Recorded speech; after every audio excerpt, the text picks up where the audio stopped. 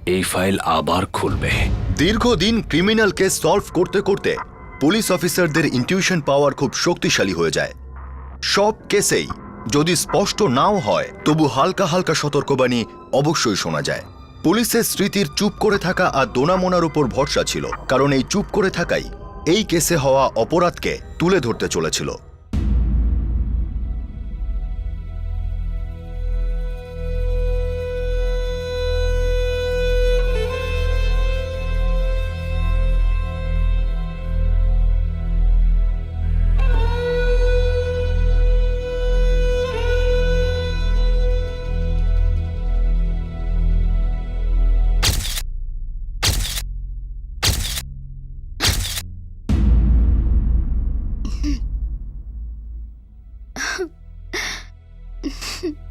স্মৃতি, কি হয়েছে মা? তুই কিছু বলছিস না কেন? থানার থেকে ফেরার পর তুই আর একটা কথা বলিসনি। দেখ, তোকে আমার দিব্যি, কিছু তো বল স্মৃতি। মা, বাবা, আমি এই বিয়ে করতে চাই না। পুলিশের লোকেরা ভুল বলেছিল মা। আমি জানি, কিন্তু দিদি আমাকে বলেছে আমি ভুল করছি, আর আমার এমন করা উচিত না। সোনি মরে গেছে মা। না বাবা, দিদি বেঁচে আছে আমার মধ্যে, আর ও আমাকে বলছে কি, স্মৃতি তুই এটা কি করে করতে পারিস, এটা ভুল, এমন করিস না। দেখ, আমি মানছি তোর ওপর চাপ আছে, পুলিশের লোকেরা যা হোক কিছু বলে দিয়েছে, আর তুই সেটা মেনে নিলি। পুলিশের লোকেরা কিছুই বলেনি, কিন্তু আমি জানি যে দিদি কখনো সুইসাইড করতেই পারে না। মা, তুমিই বলো, কোনো মেয়ে কি এটা সহ্য করতে পারবে যে তার স্বামী অন্য কারো স্বামী হয়ে যাক, তা সে তার নিজের বোনই হোক না কেন? যদি আমি এমন করি, বিশ্বাসই ভেঙে যাবে। ওরা অন্য কাউকে বিয়ে করে বাড়ি নিয়ে আসবে, তখন গুড্ডির কি হবে? বাবা, গুটির জন্য আমরা আছি তো।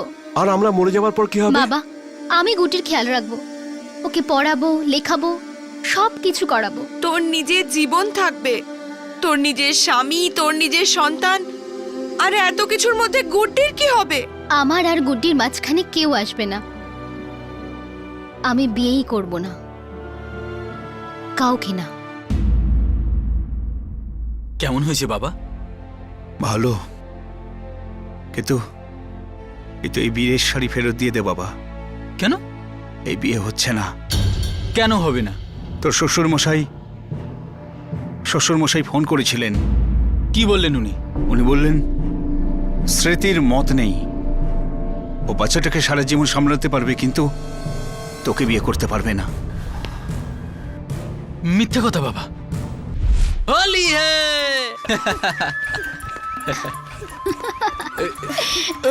দেখো কেমন দৌড়াচ্ছে। না, আরে সাবধানে। বাবা, মাসিকেও রং লাগাও। হ্যাঁ, রং তো লাগাবোই তো তোমার মাসিকে। কোথায় চলে যাচ্ছ? আরে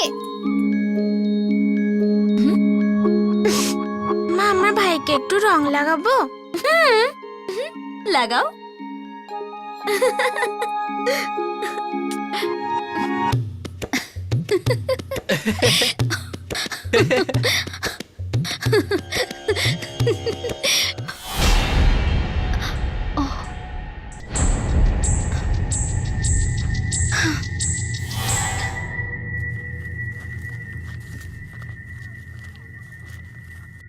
হোলি হে! জামাই বাবু, যশপাল, আমাদের বাগদান হয়ে গেছে, আর তোমার আঙুলে আমার নামে আংটিও আছে। খুলে ফেলেছি। আরে তুমি এইভাবে হ্যাঁ বলে না বলছো কি করে? আমি চাপে পড়ে হ্যাঁ বলেছিলাম, কারণ আমি দিদির জায়গা কখনো নিতে পারবো না। আমার এটা ভুল মনে হয়, আর সমাজ ওটাকে ভুল মনে করবে। পুলিশের লোকে ভাবছে দিদির আত্মহত্যার পেছনে তোমার বা আমার হাত আছে। একদম ভুল কথা। তোমার দিদি কখনো আত্মহত্যা করতেই পারে না, ও তো পিছলে পড়ে গেছে। আমিও পিছলাতে চাই না। যদি আমি তোমাকে বিয়ে করি, আমি দিদির চোখে ছোট হয়ে যাব। আমাকে ক্ষমা করে দাও জামাইবাবু, তোমাকে আমি সম্মান করি, আর আমি ওইভাবে কোনোদিন ভাবতেই পারবো না। আর আমিও এটা ছাড়া অন্য কিছু ভাবে ভাবতেও পারি না। খুব খুব বেশি, নিজের থেকেও বেশি ভালোবাসি তোমাকে। আমি আগে কখনো তোমাকে নিয়ে এমন ভাবিও নি, কিন্তু যখন কিছুদিনের জন্য তুমি আমার বাড়িতে থাকতে এলে আমার মনে কিছু একটা হয়ে গেছিল। শুধু প্রথম দিন থেকেই তোমাকে ভালোবেসে ফেলি।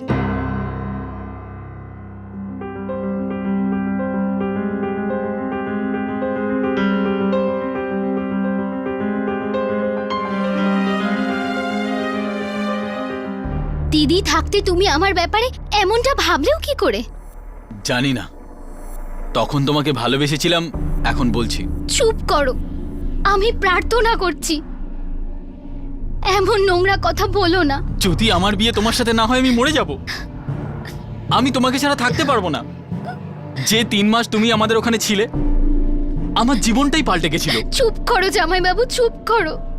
আর যখন থেকে তুমি গেছো আমি ছটপট করছি দিনরাত, আমি জানি, আর তুমিও ছটপট করছো আমার জন্য। এখন আমাদের দুজনের এক হওয়ার সময় হয়েছে স্মৃতি। তুমি জানোয়ারের থেকেও জঘন্য। ভগবানকে ধন্যবাদ যে আমাকে ঠিক সময় ঠিক পথ দেখিয়ে দিয়েছেন। যদি দিদিও বিয়ের আগে বুঝতে পারতো, কমপক্ষে তোমার মতো নোংরা লোকের থেকে বেঁচে যেত। আমি নোংরাই। এবার এই নোংরা লোকটা তোমাকে পাওয়ার জন্য যে কোনো রকম নোংরামি করবে। একটা নোংরা কাজ তো আমি করেই ফেলেছি। কি কি করেছো তুমি? তোমার আর আমার মধ্যে যে দেওয়াল ছিল সেটা আমি নিজের হাতে ভেঙে দিয়েছি।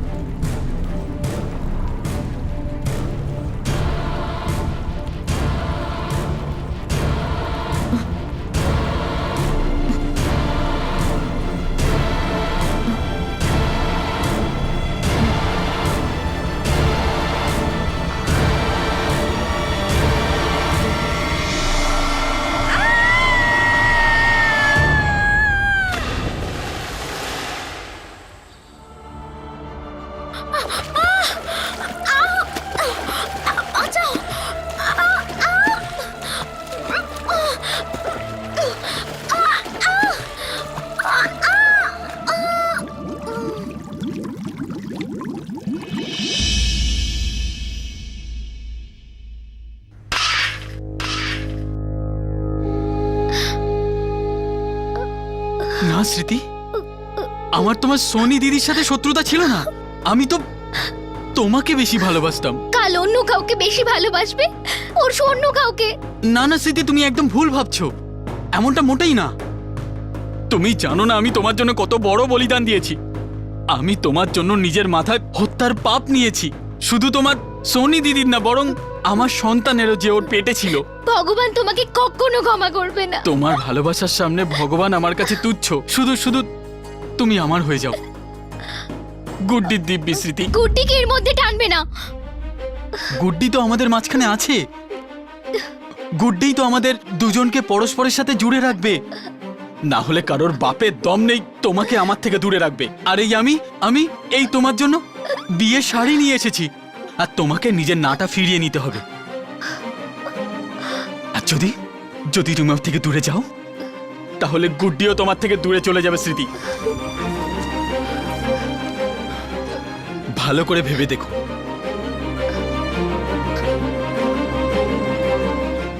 স্মৃতির মাথার উপর দুমুখ তরোয়াল ঝুলছিল। একদিকে ছিল সোনির খুন হয়ে যাওয়ার শক, আর অন্যদিকে গুড্ডির অনাথ হয়ে যাওয়ার ভয়। স্মৃতির বোন সোনি নিজেও একজন অনাথ বাচ্চা ছিল, যাকে স্মৃতির মা বাবা বড় করে তোলে। আর স্মৃতি এটা মোটেই চাইতো না যে গুড্ডির উপরেও একই দুর্যোগ নেমে আসুক। কিন্তু যশপাল সোনি আর তার গর্ভস্থ সন্তানের খুনি ছিল, কিন্তু স্মৃতির কাছে এর কোনো পোক্ত প্রমাণ ছিল না। স্মৃতির সামনে একটা খুব বড় বিড়ম্বনা ছিল, ধর্ম সংকট ছিল।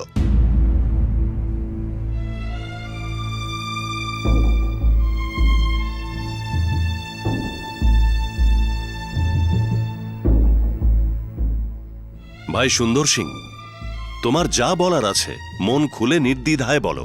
গতবার আমি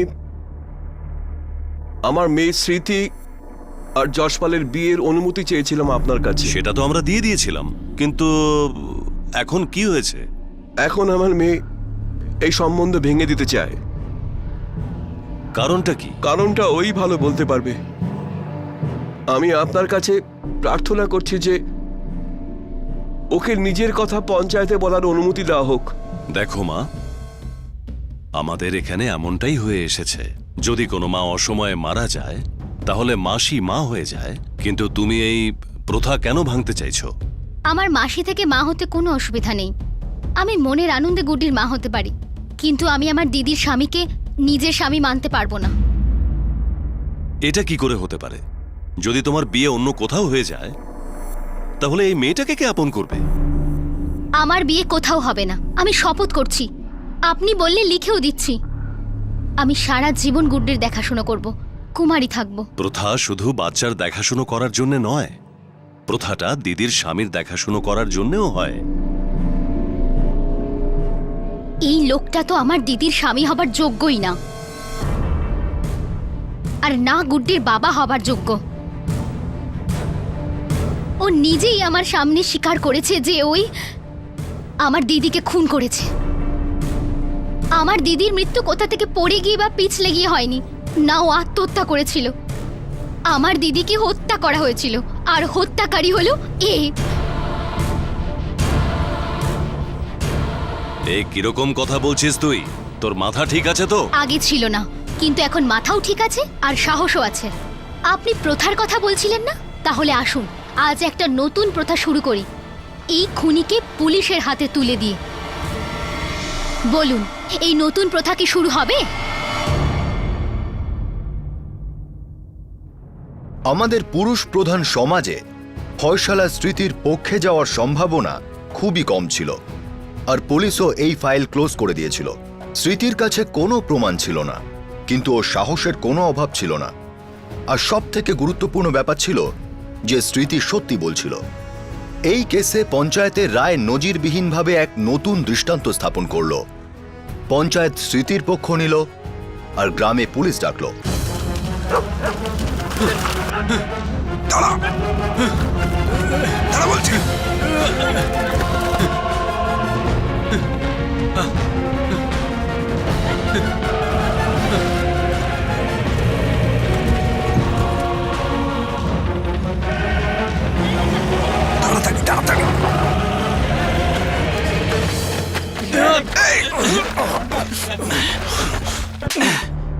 এবার আদালত যে চটটা মারবে তার শব্দ তুই পুরো 14 বছর ধরে শুনবি, জসপাল সিং। ইন্সপেক্টর সাহেব, আপনি এমন কিছু করুন যাতে যাতে আমার ফাঁসি হয়ে যায়। আমাকে আমাকে আমার স্মৃতি ধরিয়ে দিল ইন্সপেক্টর সাহেব। আমি বাঁচতে চাই না, মরে যেতে চাই। আমাকে ভালোবাসে না। তোর মতো পিশাচকে কোন মেয়ে সহ্য করতে পারবে? তুই ওর দিদিকে খুন করেছিস যখন সে 7 মাসের গর্ভবতী ছিল। এই সবকিছু ওকে বলার পরেও তুই ওর কাছ থেকে ভালোবাসা আশা করছিলি? ইন্সপেক্টর সাহেব, আমার মনে হয়নি ও আমাকে বিয়ে করতে রাজি হবে না। আর আমি এটাও ভাবিনি যে আমি ওর সামনে সব কথা এইভাবে বলে ফেলবো। আর এটা তো একদমই ভাবিনি আমি যে ও আমাকে এইভাবে ধরিয়ে দেবে, একদমই ভাবিনি। মনে হয়নি তো, কিন্তু এবার মনে হবে, খুব বাজেভাবে মনে হবে। তোর মতো প্রেমিক পৃথিবীতে থাকলে শত্রুর প্রয়োজনটা কি আছে?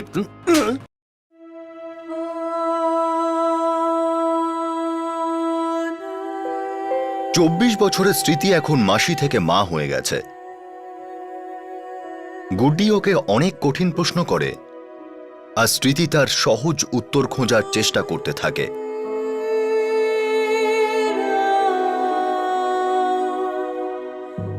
আজকের এই কেসটা একটু ভিন্ন ধরনের, কারণ এই কেসে পুলিশের তদন্তের থেকেও বেশি একজন সাহসী মেয়ের সাহসের জন্য অপরাধী ধরা পড়ল।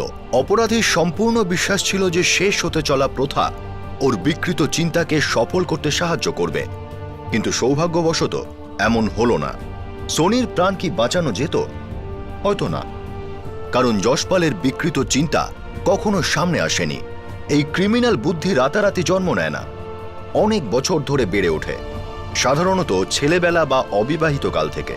প্রয়োজন হচ্ছে এই বিপদ সংকেতকে বোঝা, নিজের জন্য, আমাদের জন্য, আর গোটা সমাজের জন্য। পরের এপিসোডে আপনাদের সাথে আবার দেখা হবে আর একটা চমকে দেবার মতো অপরাধের গল্প নিয়ে। নিজেদের খেয়াল রাখবেন, সুরক্ষিত থাকবেন। জয় Hind. For more updates, subscribe to our channel, click the show links and enjoy watching the videos.